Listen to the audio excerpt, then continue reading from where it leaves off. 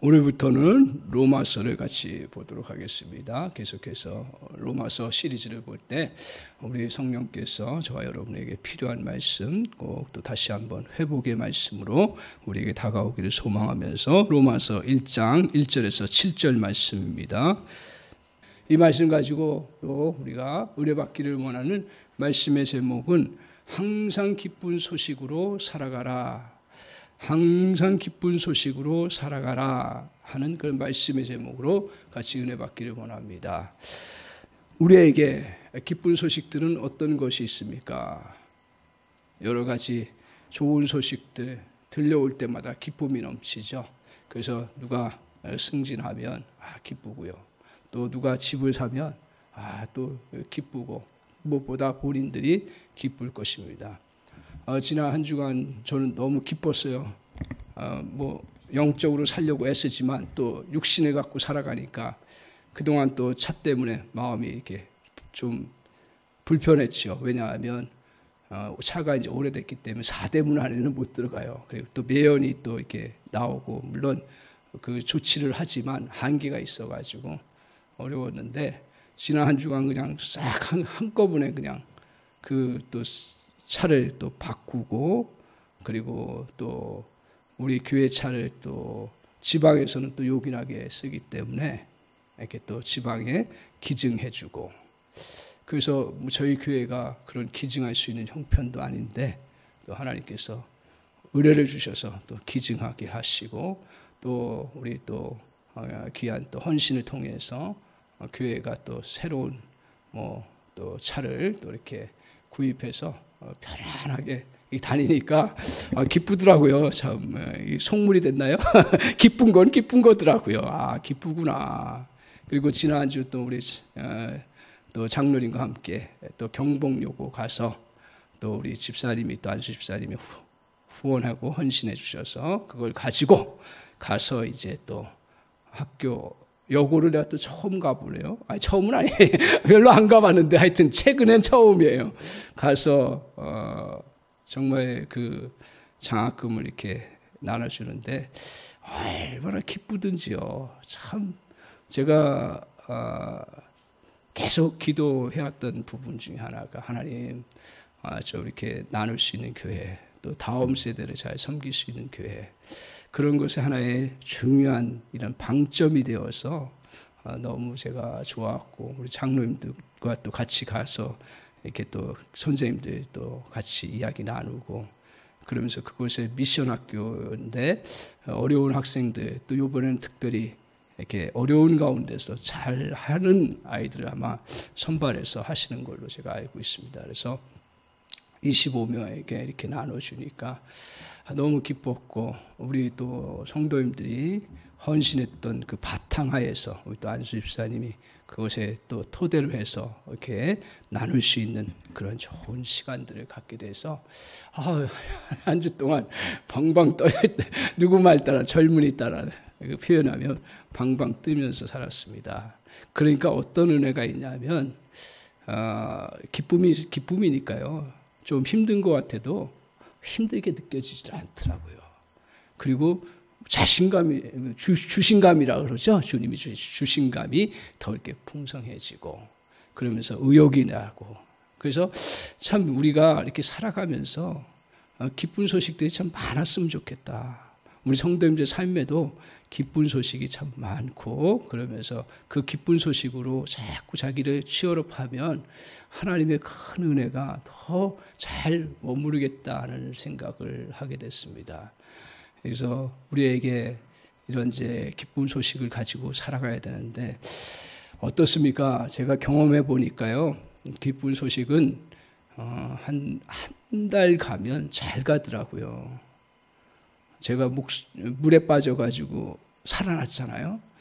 그게 이제 너무 감사했는데 1년 지나니까 또 그게 싹 사라져요. 물론 그게 하나의 자연스러운 건가요? 그것만 갖고 살아갈 수 없으니까 이렇게 이제 또 잊게 하시고 하는 부분이 있는 것 같은데 기쁜 소식도 많이 가야 1년 또 2년 이 정도 이렇게 갖고 살아갑니다. 그런데 오늘 성경을 통해서 우리에게 가르쳐 주시는 진리는 뭐냐 하면, 하나님은 제가 성경을 통해서 깨달은 건 뭐냐면, 저 여러분을 행복하게 살아가게 하시기 위해서 우리에게 이 땅을 창조하셨고, 그리고 행복하게 살아가기 위해서 말씀을 주셨고, 행복하게 살아가기 하기 위해서 우리에게 하나님의 법을 주신 거예요. 그래서 우리에게 성경 말씀에 항상 기뻐하라고 하잖아요. 항상 기뻐하면서 살아갈 수 있는 그런 삶을 살아가는 것이 하나님이 원하시는 것인데, 우리가 그러면 항상 기뻐하며 살아갈 수 있는 게 뭐냐 하는 부분입니다. 항상 기쁜 소식으로 살아가라. 오늘 로마서를 통해서 하나님께서는 항상 기뻐하며 살아가고 항상 기쁜 소식으로 살아가도록 하기 위해서 사도 바울을 통해서 편지의 형식으로, 편지의 형식 잘 아시잖아요. 인사말이 있고 발신과 수신이 있고, 인사말하고 그 다음에 내용 쭉 하고 그 다음에 결론적으로 또 안부 확인하고 또 그 마무리 인사하면서 끝내잖아요. 이런 형식을 가지고 로마서를 기록하고 썼습니다. 그런데 이 로마서를 쓸 때 어느 때 썼냐면 사도 바울이 썼는데, 사도 바울이 성경학자들에 의하면 60대 정도, 그때만 해도 60이면 굉장히 나이가 들었지요. 그리고 사도 바울에게는 눈이 나빠가지고 쓸 수가 없는 거예요. 손도 막 좀 이렇게 쓰기 어려운 지경인지, 성경의 표현에 의하면 그 더디오라고 하는 사람의 도움을 받아가지고 이 서신을 로마 교인들에게 보낸 겁니다. 그런데 이 로마 교인은 이미 새 신자가 아니라 이미 있는 신자들이에요. 그 신자들에게 이 서신을 정말 간절한 마음으로 자기가 할 수 있는 거, 사도 바울이 그때 카톡이 있습니까? 그때 뭐 어떤 편지가 있습니까? 그때 어떤 메신저가 비행기 타고 왔다 갔다 할 수 있습니까? 없죠. 그러니까 그 자기가 감옥에서 구구절절 성령께서 깨닫게 하시고 감동 주시는 대로 쫙 그 불러주면 더디오가 그걸 써가지고 그 파피루스 종아리예요. 얼마나 힘들겠어요, 그거. 잉크도 제대로 그게 되겠습니까?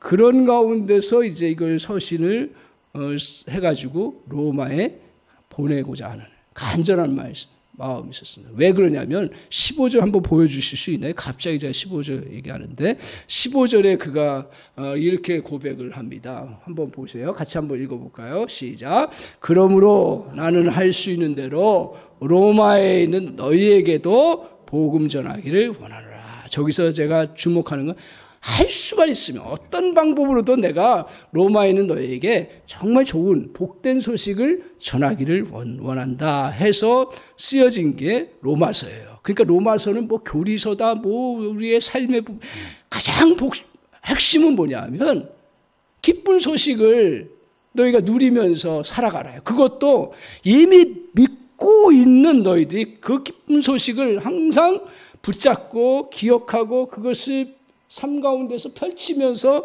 살아가라고 당부하는 그러한 절절한 사도 바울의 심정이 있는 거예요. 하나님이 사도 바울의 마음을 그렇게 사용하셔서 우리에게 전달해 주시는 거예요. 그러니까 로마서를 통해서 저와 여러분이 이제 같이 계속 말씀을 나눌 터인데 기도해 주십시오. 이 로마서를 통해서 하나님 정말 우리가 무뎠던 그런 마음들이 좀 깨어지게 해 주십시오. 항상 우리는 기경하지 아니하면 저 여러분이 세상의 그러한 마음들로 찌들어가지고 이게 제대로 하나님의 말씀이 우리 속에 살아남지를 못합니다. 그래서 기도하시면서 로마서를 계속 이제 같이 나눌 터인데 성령의 감동 따라서 우리가 잘 알고 있는 말씀이지만 다시 항상 기쁜 소식으로 살아가는 은혜를 누리는 역사가 있기를 바랍니다. 그래서 우리 성도님들 정말 어느 때도 우리가 기뻐하며 살아갈 수 있는 그 바탕이 뭐냐 하는 것들을 오늘 잘 알아가는 그런 은혜가 있기를 바랍니다. 그래서 오늘 본문을 통해서 두 가지로 말씀을 합니다. 하나는 먼저 우리가 항상 기쁜 소식이 되려면 어떻게 해야 되나. 제가 우리적인 관점에서 보면 이게 우리에게 나에게 기쁜 소식이 되려면 어떻게 해야 돼요? 그 나에게 기쁜 소식이 되려면 뭐 다른 이유 제쳐놓고 나와 관계가 있어야 되는 거예요.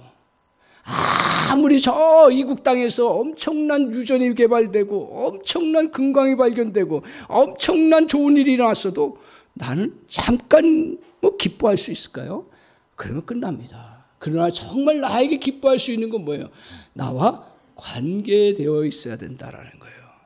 오늘 주님은 이 기쁜 소식이 정말 여러분과 관계되게 하기 위해서 우리 주님께서 그렇게 역사를 이루셨습니다. 그것이 뭐냐 하면 이 땅에 주님이 육신으로 오셨다라는 거예요. 그래서 2절인가요? 2절을 한번 보세요. 3절이군요. 3절 같이 한번 보겠습니다. 3절 같이 한번 볼까요? 같이 한번 읽겠습니다. 시작. 그의 아들에 관하여 말하면 육신으로는 다윗의 혈통에서 나셨고.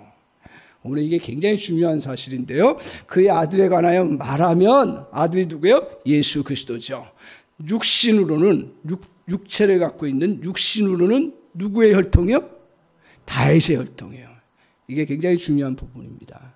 자, 성경에서 뭐라고 얘기를 하냐면 하나님께서 아브라함으로부터 다윗까지 14대, 다윗에서 또 포로기까지 14대, 그 위에 또 예수 그리스도까지 14대 이렇게 설명하면서 계속 이야기하는 게 뭐예요? 그 혈통을 타고 계속 이렇게 이어져 내려왔다라는 거예요. 그 이야기는 뭐냐면 예수님이 엉뚱하게 뭐 한순간에 나타난 분이 아니라 그 다윗이라고 하는 육신의 혈통을 타고 한 역사의 정점에서 지금으로부터 2020년 전에 예수님이 이 땅에 오셨다. 그것도 육신의 몸으로. 이걸 굉장히 설명하기가 어려운 부분 중에 하나입니다. 이게 그냥 피상적으로 말하면 그냥 그렇구나라고 생각하는데 이게 굉장히 중요한 교리 중에 하나입니다. 목숨을 걸고 걸어야 될 그런 교리 중에 하나입니다. 왜냐하면 하나님의 아들은 그냥 한순간에 육신을 그냥 모습을 입고 그냥 잠깐 나타났다가 끝난 존재가 아니고 누구의 몸을 빌려서 잠깐 그 역사 속에 나타난 분이 아니라 그 계속 혈통을 타고서 그 혈통 가운데서 진짜 육신을 갖고 2020년 전에 나타나신 예수 그리스도가 오직 유일한 하나님의 아들이라는 거예요. 왜 이게 중요하냐 하면 우리 이단을 생각하면 이걸 잘 알 수가 있습니다. 뭐냐 하면 이단은요 한국에만 있는 게 아니에요. 이단은요 초대교회 때부터 다 나타났어요. 예수님이 복음을 증거하면서 이제 주님 제자들을 세우고 나서 가셨을 때 그 이후에도 이제 또 사이비 이단들이 계속 나타났어요. 그 핵심이 뭐냐면 여러 가지 우리 이단 사상을 다 할 수가 없어요. 근데 핵심이 뭐냐면 그 이단의 핵심은 뭐냐면 다 몰몬도 마찬가지고요. 초대교회 때도 뭐 여러 이단들이 나타났어요. 그 이단 중에 하나가 뭐냐면 자기가 하나님의 아들이라는 거예요. 왜? 나는 하나님의 영, 하나님의 특별한 아들의 영을 받고 이 땅에 왔기 때문에 내가 아들이라는 거예요. 근데 하나님의 아들은 성경을 통해서 우리에게 진리 가운데 가르쳐주는 건 뭐예요? 2020년 전 다윗의 혈통을 타고 내려온 그 아들, 그 땅에 온 아들만이 예수 그리스도라는 거예요. 그래서 다 보세요. 우리나라도 누가 이단 있었어요? 잘 알고 있는, 우리 멀리 따질 필요도 없어요. 문선명? 또 누가 있어요? 요새 최근 제일 활발하게 오는 거 이만희? 또 요새 너무 부끄러워가지고 나는 아예 안 봐. 자꾸 봐봐야 시험 들어. 정명석? 이게 다 이단이에요. 이 사람들이 다 뭘 가지고 주장하냐면 자기가 하나님의 아들의 영, 그 몸을 입고 영을 타고 이 땅에 왔기 때문에 메시아라는 거예요. 한마디로 얘기하면. 그래서 이만희도 결국은 목자 쭉 얘기하면서 요한계시록 막 풀어가면서 이야기하는 그 본질이 뭐냐 하면 자기가 마지막 때 예수님 인정을 하지만 자기가 진짜 하나님의 아들로 이 땅에 와서 마지막을 마무리하는 그런 존재라고 얘기하는 거예요. 몰몬도 마찬가지예요. 몰몬이라고 한 사람이 나중에 제가 거기는 잘 모르지만 이 관점에서 보면 그 몰몬이라는 사람도 자기가 계시를 받았고 계시의 영을 통해서 자기가 진정한 메시아라는 것을 보여주는 거예요. 그러니까 여러분, 이거는 육신으로 이 땅에 오신 예수 그리스도가 왜 육신으로 이 땅에 오셨는가? 그것은 하나님의 약속에 따라서 그 다윗의 혈통을 타고 이 땅에 2020년 전에 오신 그분이 우리의 몸과 같은 모습으로 오셨다라는 거예요. 그래서 육신으로 오셔서 저와 여러분과 같은 입장이 되셨다라는 거예요. 똑같이 눈물 흘리고 고통당하고 힘들고 어렵고 배고프고 수고하고 애쓰는 모습이에요. 그러면서 그 다음 우리가 또 다윗의 혈통으로 나셨다라는 것의 중요한 의미가 뭐냐면 다윗을 통해서 하나님께서 뭘 약속하셨어요? 언약을 이루셨어요. 무슨 언약을 내가 너를 통해서 계속 하나님의 통치를 이루어가겠다라는 거예요. 그게 나중에 뭘로 이야기가 되냐면 메시아라는 거예요. 메시아. 들어보셨죠? 메시아. 이거 조금 제가 오늘 깊이 들어가겠습니다. 메시아라는 거는 히브리어의 마샤라는 거예요. 마샤라는 것은 기름 부음 받았다라는 거예요. 기름 부음. 자, 기름 부음 받은 사람이 누구예요? 기름 부음 받을 수 있는 사람 아무나 기름 부음 받아요? 구약시대? 누가 받아요? 제사장? 그렇죠. 제사장이 받죠. 누가 받아요? 누가 받습니까? 선지자들이 기름 부음 받아요. 또 누가 받습니까? 세상 권력과 짜인 것 같지만 왕이 기름 부음을 받습니다. 세 사람이 이렇게 해요.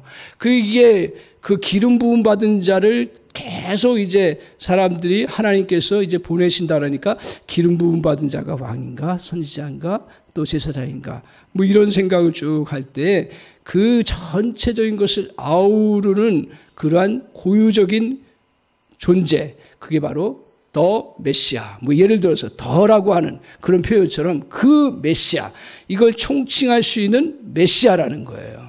자, 그러면 이 메시아는 어떤 존재냐면 성경을 통해서 왕적인 권세와 제사장적인 권세와 선지자적인 권세를 가지고 오셔서 우리를 구원하시는 구원자다. 그래서 메시아라는 표현이 결국 나중에 뭘로 이야기가 되냐면 구원자라는 거예요. 구원자. 어려워요?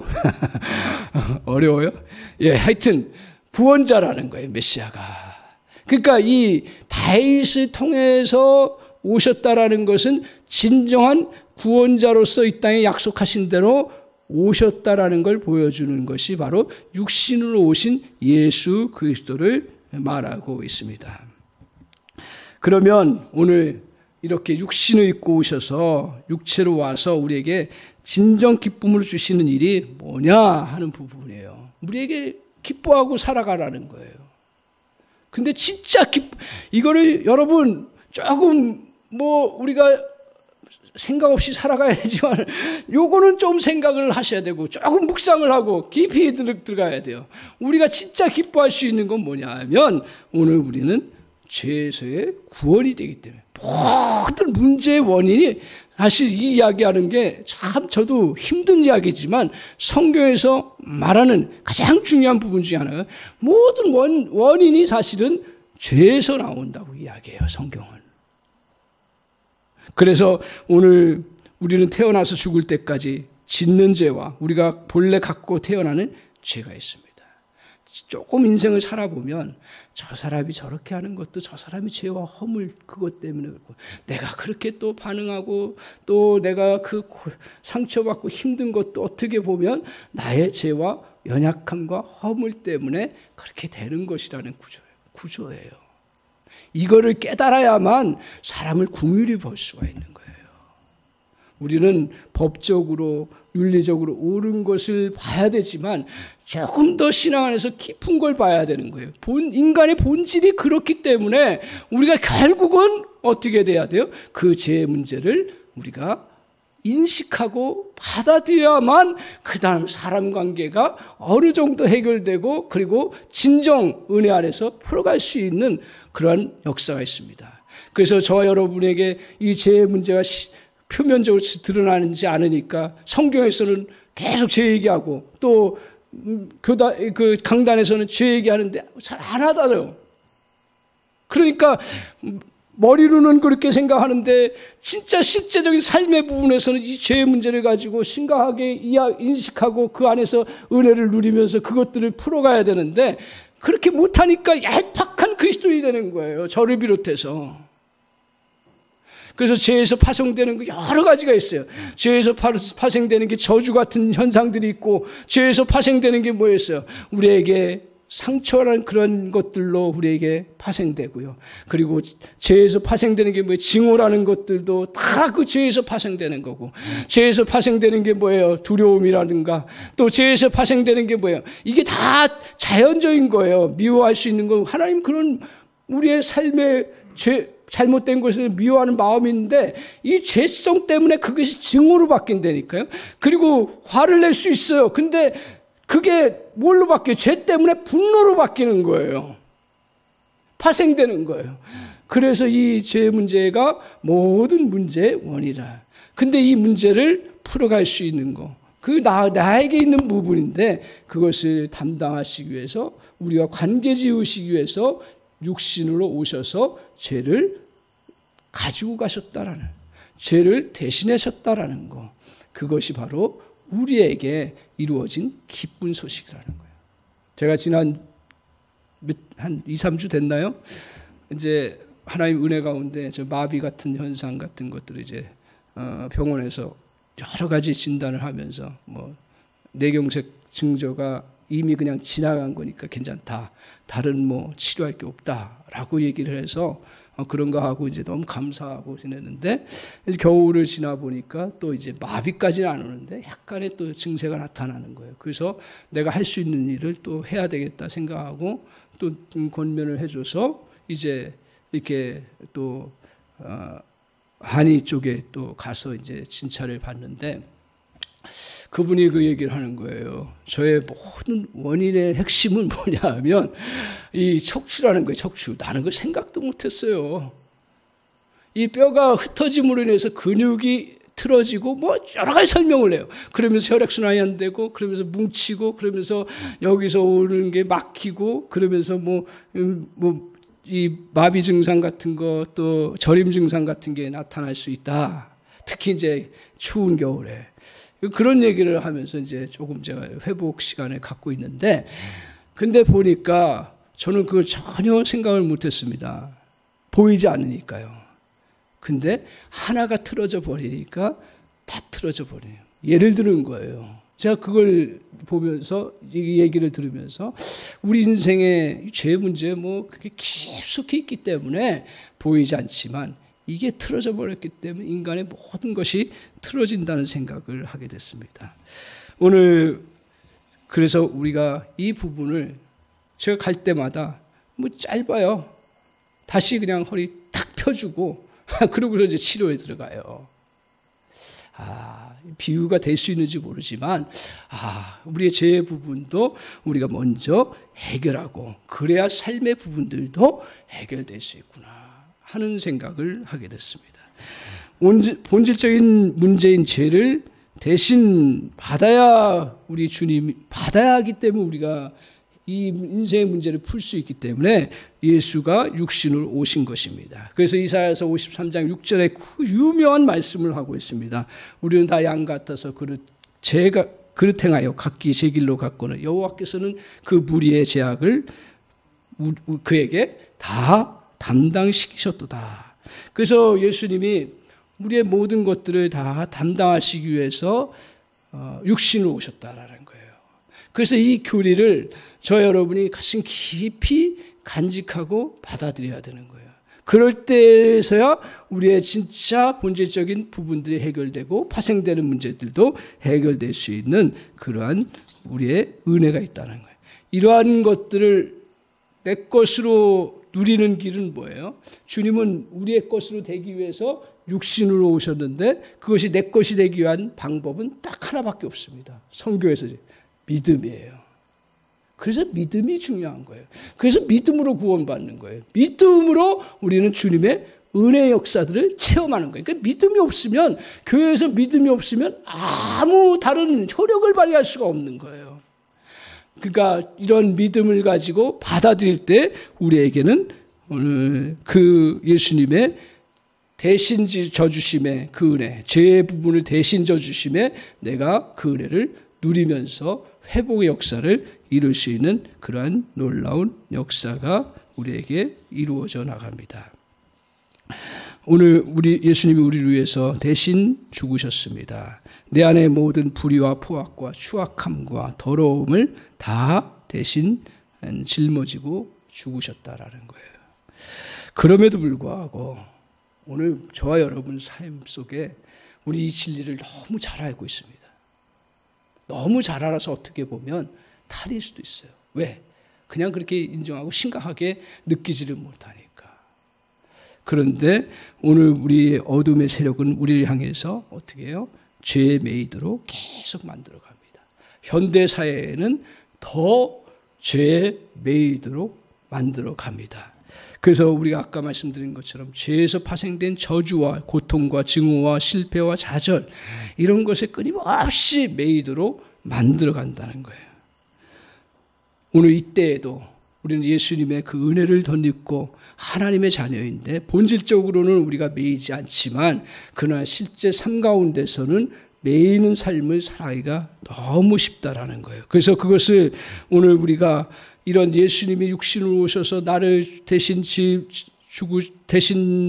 죄를 대신 짊어지셨다는 사실을 믿음으로써 오늘 그 모든 둘러싸임 속에서 벗어날 수 있다라는 거예요. 오늘 그래서 육신으로 오신 예수를 가까이 하면 우리를 죽음의 세력이 우리를 죽이려고 달려와도 우리를 위해서 죽으신 예수 그리스도 안에서 벗어날 수 있는 지혜와 능력이 있습니다.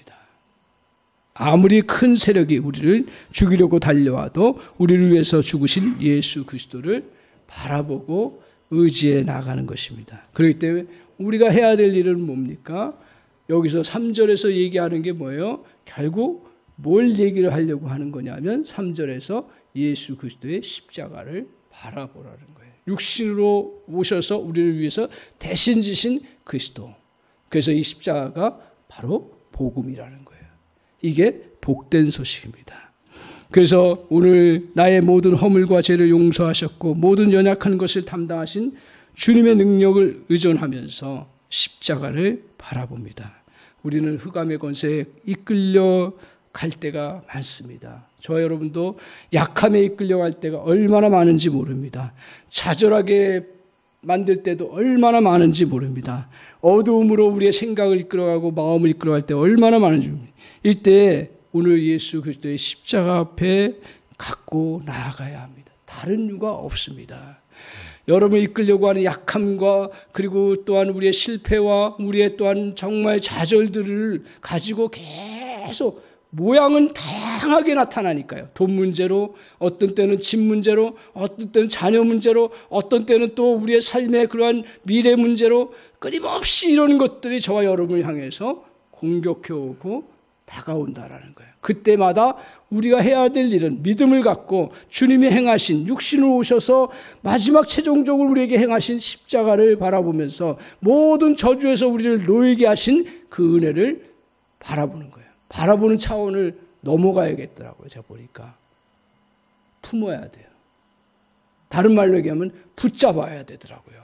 바라보기만 하니까 잠깐 바라보다가 머뭇거리는 거예요. 내 것으로 붙잡고 나가야 되는 거예요.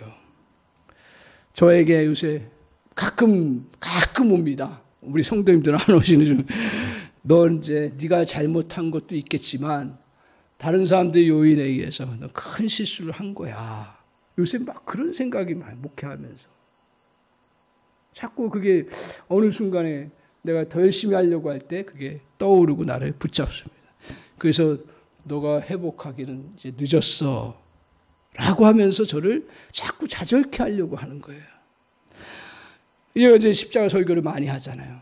다시 붙잡으면서 십자가를 붙잡으면서 나는 십자가를 붙잡으니까 어떤 은혜가 있냐 하면 그래 내가 혹시 의도 아니지 않게 실수했지만 그러나 그것은 이미 십자가를 타고서 용서받았어. 주님이 회복하실 방법은 수천 가지야. 이제 됐어. 그게 확 들어오는 거예요. 할렐루야. 할렐루야. 젊었을 때는 제가 수없이 잔 질병, 저를 괴롭혔던 질병들이 저에게 계속 다가옵니다. 너는 약해서 건강하게 살지 못할 거야. 그래서 어머니가 저한테 한 마디가 있어요.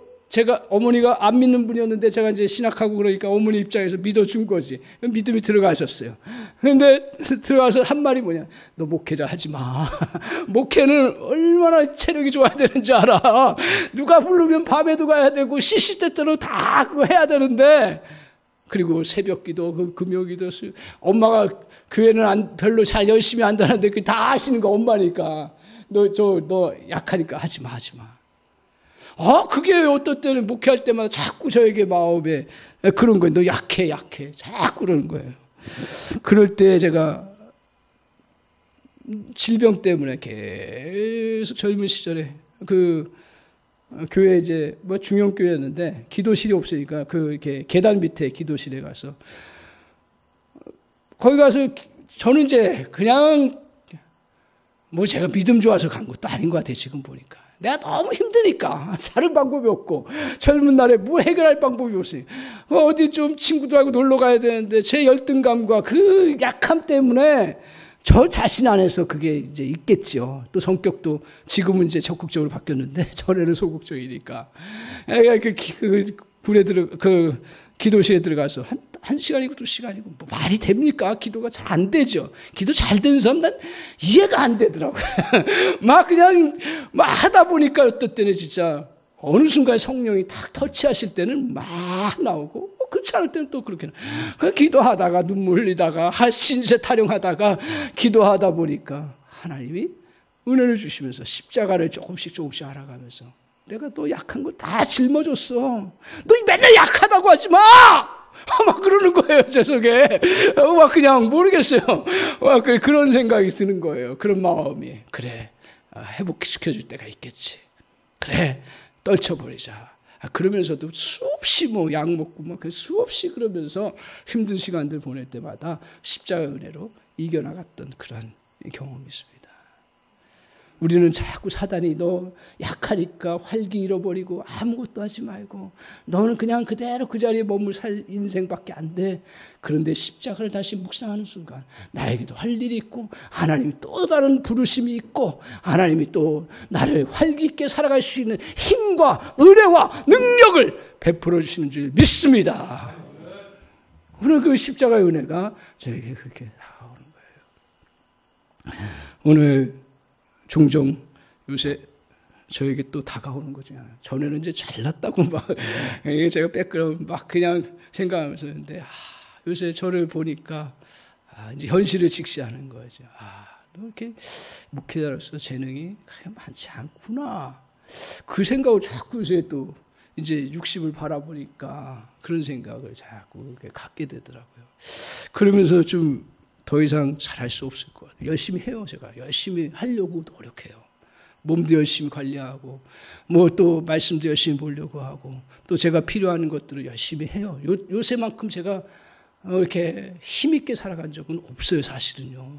근데도 불구하고 자꾸 이제 너 이제 나이라는 한계 또 너의 그 재능의 없음을 자꾸 보게 하시더라고요. 보게 하는데 한편으로 그것 때문에 자꾸 위축되고 이제는 더 이상 잘할 수가 없는 거 아닌가. 그런 생각할 때 십자가 설교를 하니까 제가 다시 또 십자가를 붙잡고 나아가고 그런 시간들 종종 갔습니다. 그럴 때 이렇게 저에게 다가오더라고요. 뭐냐면 오늘 주님이 십자가를 통해서 나에게 은사와 능력을 주셔서 넉넉히 해낼 수가 있어. 그걸 주시더라고요. 할 수 있다. 걱정거리가 너무 많아서 너무나 불안하며 살아가려고 할 때도 저에게 찾아옵니다. 이때 십자가를 통해서 우리 주님이 근심 걱정을 다 갖고 가셨기에 담대히 살아갈 수 있어라는 마음을 다시 회복시켜 주시는 은혜가 있습니다. 가끔은 제가 저 안에도 분노가 일어나서 참을 수가 없을 때 겉으로는 제가 요새는 거의 한 99.9% 분노를 안 하는 것 같아요. 근데 가끔 옛날 나에게 상처받았 저도 사람이니까 가끔 떠올라요. 그럼 막 일어나요. 근데 어제 제가 산책을 쭉 하면서 십자가를 다시 묵상하니까 십자가가 바다 같더라고요. 거기 안에 내 먹물덩어리 같은 것도 툭 풀어놓은 느낌을 딱 하나님 주시더라고요. 그러니까 내가 그게 막 내 안에 막 그냥 쇳덩어리 같은 그 분노 덩어리 같은 것도 있었는데 아무것도 아니구나. 주님 안에서 아무것도 아니구나. 그러면서 저 표현에 의하면 시원함을 경험하는 은혜가 있어요. 산책도 묵상하면서 다니면 참 유익한 그런 시간들이 되었습니다.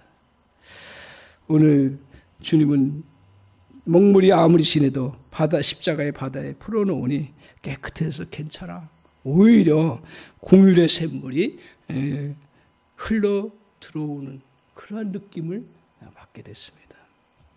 오늘 육신으로 오셔서 지신 십자가 때문에 상황은 안 바뀌어요. 우리에게 잘 안 바뀌더라고요. 제가 해보니까 기도 많이 해도 죄송해요. 기도 많이 해도 어떤 때는 잘 안 바뀌어요. 이제 목회 제가 30년 정도 해보니까 기도 많이 해도 안 바뀌는 건 안 바뀌는 거더라고. 그렇지 않아요? 오늘 믿음 없는 소리를 하나? 근데 안 바뀌는 건 근데 뭐가 있냐면 오늘 바뀌진 않는데 기도하니까 십자가를 봐요. 절망할 수 없게 만드시더라고요. 그 은혜가 있구나. 무엇을 포기하는 일이 사실은 이런 십자가의 은혜 안에 있으니까 조금 불가능해지고 저가는 것 같은 은혜가 있었습니다. 다시 일어서게 하는 그런 은혜가 있더라고요. 그래서 이렇게 좋은 거구나. 그러니까 십자가가 뭐 평범한 소리잖아요, 우리에게는. 그런데 이렇게 붙잡고 사니까 저에게 기쁨이 되고 다시 그것이 능력이 되고 그러면서 기뻐하며 살 수 있는 토대가 되더라고요. 그래서 항상 기쁜 소식으로 살아갈 수 있는 그러한 역사가 있구나 하는 생각을 하게 되었습니다. 그래서 성도님들 기억하십시오. 십자가는 절대로 우리 한사랑교회는 많은 성도들이 제가 보니까 관념으로 십자가를 생각하는데 이제는 새로운 종교 개혁이 일어나야 합니다. 우리가 이 신칭이 의롭다 하는 그 은혜를 우리가 그 루터가 수없이 그것을 강조하면서 개신교회를 새롭게 만들었습니다. 그 은혜가 너무 큰 거예요. 근데 의롭게 된 것에 대한 그것이 맨 처음에는 너무 좋은 실제적인 것이 되었는데 세월이 흘러가면서 관념이 되어버린 거예요. 십자가도 너무 좋은 소식인데 이게 세월이 가면서 관념이 되어버린 거예요. 우리가 싸워야 될 일은 뭐냐 하면 이 관념을 깨트리고 실제로 살아가는 그런 은혜가 필요한 줄 믿습니다. 그래서 오늘 이 말씀 통해서 십자가를 단지 묵상하는 차원을 넘어서 십자가를 붙잡고 살아가는 저와 여러분 되시길 바랍니다. 두 번째로 오늘 우리가 항상 기쁜 소식으로 살아가기 위해서 누리기 위해서는 어떻게 돼야 합니까? 증명이 돼야 되더라고요. 증명돼야 되는구나. 여러분에게 골동품 좋은 걸 줬어요. 그러면 받아서 기쁘긴 하지만 계속 기뻐할 수 있나요? 진짜 기쁠 때는 뭐예요? 그 골동품이 진짜라는 것을 증명돼요. 그것도 진짜도 오래되고 정말 좋은 것으로 인정될 때 내가 그것이 골동품으로서 내가 기뻐하며 받아들일 수 있는 그런 부분이죠. 증명이 돼야 되는 거예요. 그래서 요새 제가 좀 타락했는지 모르겠습니다. 근데 이렇게 보니까 현실은 현실이더라고요. 사람들이 왜 돈을 좋아할까요? 우리는 우상을 섬기면 안 돼요, 돈으로. 그렇죠? 돈이 하나님보다 앞서면 안 되지만 그렇다고 잘못하면 돈을 무시해서도 안 되는 거예요. 근데 왜 사람 돈을 좋아할까? 가만히 생각해 보니까 여러 가지 이유일 수 있는데 제가 느낀 건 뭐냐면 가치가 항상 일정해요. 가치가 늘 증명되는 거야. 내가 10,000원을 가지고 나가면 점심을 사 먹을 수 있다는 그 가치가 항상 되는 거예요. 10,000원짜리가 그냥 값어치가 한순간에 없어져 버리면 그 증명이 되겠어요? 안 되잖아요. 이게 증명이 돼야 되는구나. 그래서 돈이라는 것은 아직까지 우리나라가 건강하게 잘 발전할 때까지는 돈 가치가 그대로 유지되니까 그게 나에게 귀중한 것이 되고 그것을 통해서 기쁨을 누리고 항상 좋은 소식으로 나에게 다가오세요. 예수님이 항상 복음이신 이유가 무엇입니까? 4절을 보십시오. 항상 복음이 되는 거예요. 그 이유는 뭐냐 하면, 자, 보세요. 4절 같이 한번 읽겠습니다. 시작. 성결의 영으로는 죽은 자들 가운데서 부활하사 능력으로 하나님의 아들로 선포되셨으니 곧 우리 주 예수 그리스도시니라. 자, 오늘 뭘로 증명된 거예요? 성결의 영으로는 죽은 자들 가운데서 부활하심으로 증명을 이루어 나가신 거예요. 주님은 공생에 사시면서 여러 가지로 하나님의 아들됨을 증명하기 위해서 많은 것으로 하셨어요. 첫 번째는 뭐예요? 사람들에게 병을 고치셨어요. 그래도 하나님의 아들됨을 인정할까요? 물론 부분적으로 인정하죠. 또 뭘로 그때 역사하셨어요? 두 번째로 또 우리 5,000명을 먹이는 그런 경제적인 문제를 해결하시는 놀라운 역사가 있었어요. 그것으로 주님의 아들됨을 증명할까요? 물론 조금 증명되겠죠. 또 무엇으로 증명하셨어요? 바다를 잠잠케 하고 갈릴리 바다를 잠잠케 하고 사람들을 그 풍랑을 꾸짖으시면서 그것들 다 지배하고 다스리시는 것들로 보여주셨어요. 그것들로도 증명이 돼요.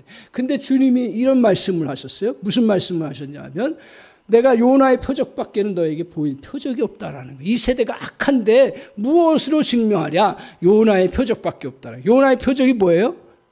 물고기 뱃속에 3일 동안 들어갔다가 다시 살아난 그것을 빗대서 얘기하는데 무덤 속에 3일 동안 계셨다가 다시 살아나시는 부활의 역사만이 하나님의 아들됨을 증명하는 것이다. 왜 그렇습니까? 왜라는 표현은 그냥 그러니까 그런 거죠. 근데 좀 설명해 보면 우리 인생에서 가장 큰 그 증명거리가 뭡니까? 죽음을 이기고 다시 사는 거.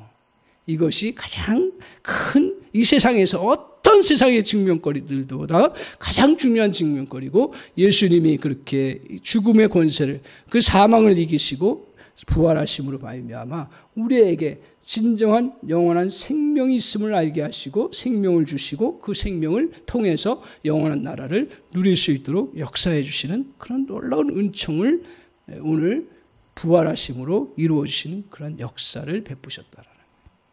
이게 이제 우리에게 주어진 놀라운 축복이에요. 그러니까 모든 것의 끝은 뭐예요? 죽음입니다. 아무리 기적을 이루고 아무리 세상에 많은 것들을 업적을 이루어도 죽으면 끝나는 거예요. 그 죽음의 문제를 해결하신 분이 주님이시고 그 주님이 그 부활하심으로 증명하시는 그런 놀라운 역사를 이루어 나가셨다라는 거예요. 오늘 우리 주님의 부활이 복음이라는 거예요. 부활하신 주님이 영원히 살아계셔서 우리와 함께 하신다는 거예요. 또한 부활하신 주님이 우리에게 새로운 삶을 부여해 주셨다는 거예요. 부활로 말미암아 이 새로운 생명을 부여받고 사는 존재가 저와 여러분에게 이런 존재로 바뀌었다라는 거예요. 믿습니까? 오늘 우리가 다시 이 의식을 우리가 다시 깨워야 되는 거예요. 우리 주님 안에서 우리는 부활의 그러한 생명의 능력과 은혜를 우리가 안고 살아가는 존재라는 거예요. 그래서 오늘 내 삶을 붙들어 주시고 또 회복하시기 위해서 부활하시고 영원한 생명을 주시기 위해서 부활하신 것입니다. 그래서 부활은 모든 절망을 몰아가 버립니다. 세상에서 가장 무서운 것이 뭐라 그랬어요? 죽음과 같은 말이에요. 사망입니다. 세상의 사단은 끊임없이 우리를 죽음과 사망으로 몰아갑니다. 아이고, 뭘 몰아가? 아무것도 몰아가는 게 없는데 여러분 다 보십시오.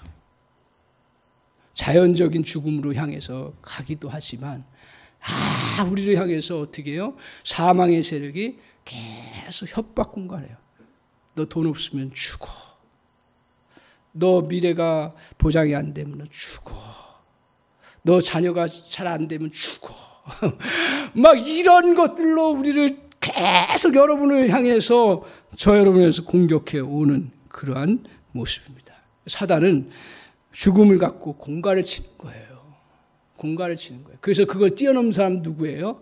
믿음 있는 사람이에요. 내가 오늘 죽어도 여한이 없다고 하는, 그거는 뭐 세상 성취를 해서 그런 것도 있지만 내가 주님 앞에 나 갈 수가 있고 나는 영원한 생명을 얻은 자라고 하는 그 은혜가 그 안에 임하고 그것들을 실제 삶 가운데서 간헐적으로 경험하고 누렸을 때 난 죽어도 괜찮다라고 하는 그 고백하는 사람한테 사망은 건드리지를 못해요. 그런데 우리가 이 땅에 사는 동안 아무리 그래도 계속 저 여러분을 향해서 사망은 집요하게 여러 가지 파생되는 걸로 향해서 여러분을 공격해오고 몰아가는 그런 역사가 있습니다. 그때 주님께서 뭐라고 하셨습니까? 주님께서 말씀하셨어요.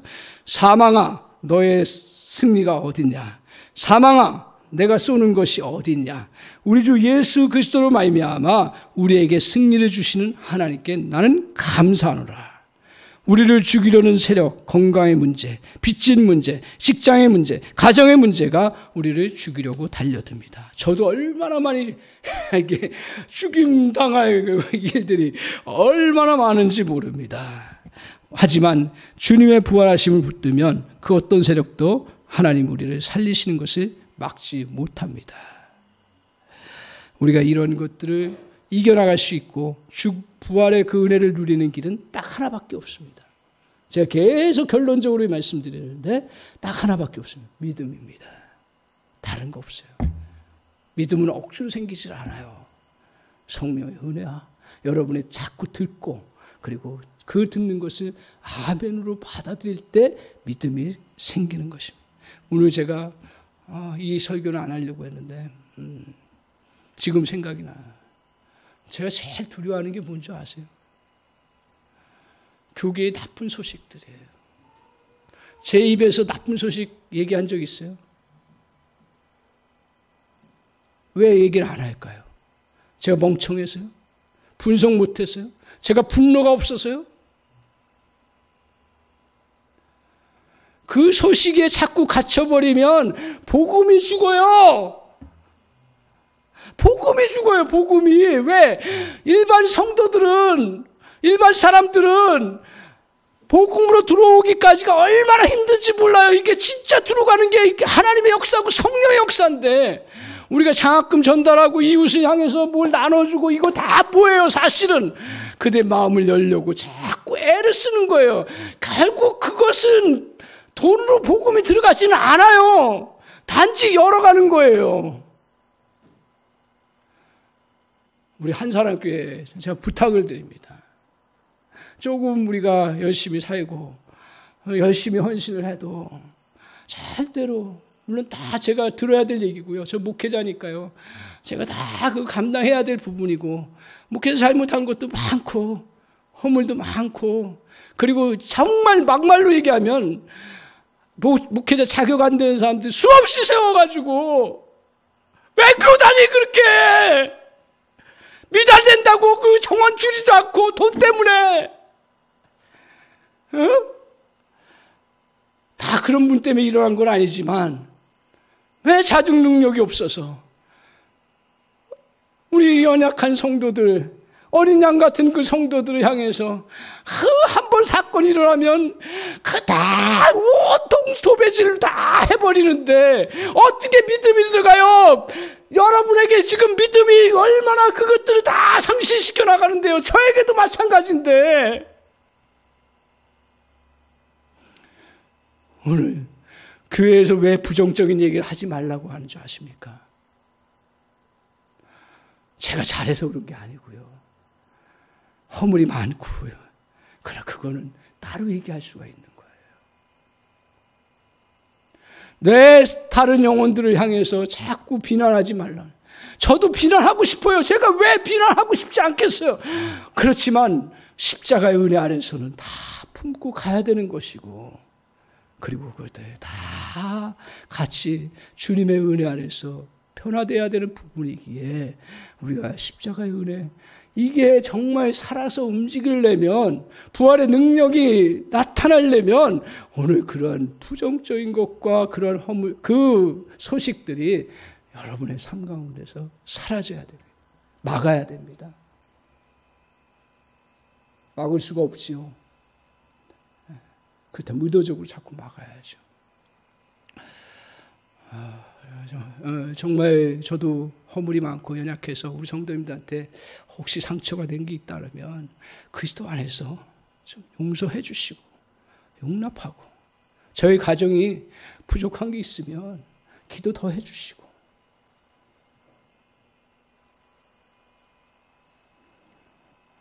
왜? 다 십자가의 은혜 아래 살아가기 때문에, 다 부활의 능력을 살아가기 때문에. 부활의 능력이 없는데 어떻게 복음을 준 거예요? 십자가의 감격이 없는데 어떻게 예수를 준 거예요? 그거는 그냥 잔지 우리가 입으로 전하는 것뿐이죠. 그래서 전도가 됩니까? 돼요? 될 때도 있죠. 인도죠, 인도. 인도는 되죠. 전도는 안 돼요. 죄송합니다. 안 된다는 표현 써서. 하여튼 오늘 우리가 주님 안에서 정말 이 항상 기쁜 소식으로 살아가십시오. 이거 소식 나누기도 바쁩니다. 이 소식. 저도 부족해서 잘 안 될 때가 있어요. 그러면 자꾸 절제시켜 주시고 같이 주님 안에서 정말 우리가 선한 일을 도모하고, 그렇지 않습니까? 여러분이 잘하면 되지 않아요? 제가 잘하면 되지 않아요? 잘 못하지만 잘하려고 애쓰면 되지 않겠어요? 우리는 자꾸 다른 사람에게 투사를 합니다. 이게 병이에요. 저도 그렇고요. 그저 우리는 어디에 투사를 해야 됩니까? 십자가 부활에 항상 투사를 해라. 그런 믿음의 백성들 다 되시기를 주님의 이름으로 간절히 축원합니다.